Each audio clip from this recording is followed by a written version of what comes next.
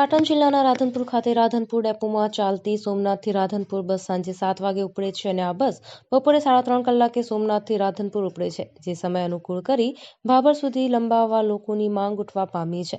રાધનપુર ડેપોથી સોમનાથ બસ સાંજે 7 કલાકે રાધનપુરથી સોમનાથ જાય છે, જ્યારે બપોરે 3:30 કલાકે સોમનાથથી રાધનપુર આવે છે। આ બસનો સમય ગોઠવી ભાભર સુધી લંબાવવા લોક માંગ ઉઠી છે।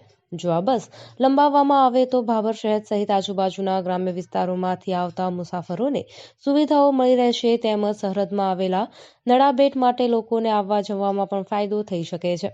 તેમજ કાઠિયાવાડ, રાજકોટ, વીરપુર, સોમનાથ રહેતા ભાભર, વાવ અને દિયોદર તાલુકાના લોકોને પણ રાહત થઈ શકે છે। જો આ બસ સમય મુજબ ચાલુ કરાય તો ભાભર સહિત આજુબાજુના ગામ લોકોને સવલત મળશે, તેમજ રાધનપુર વિસ્તારના ગ્રામ્ય વિસ્તારમાંથી આવતા લોકોને પણ ભાભર આવવા સરળતા રહેશે, જેને લઈને ભાભર ગ્રામ્ય વિસ્તારો અને રાધનપુર ગ્રામ્ય વિસ્તારો સહિત શહેરીજનોની માંગ ઉઠવા પામી છે।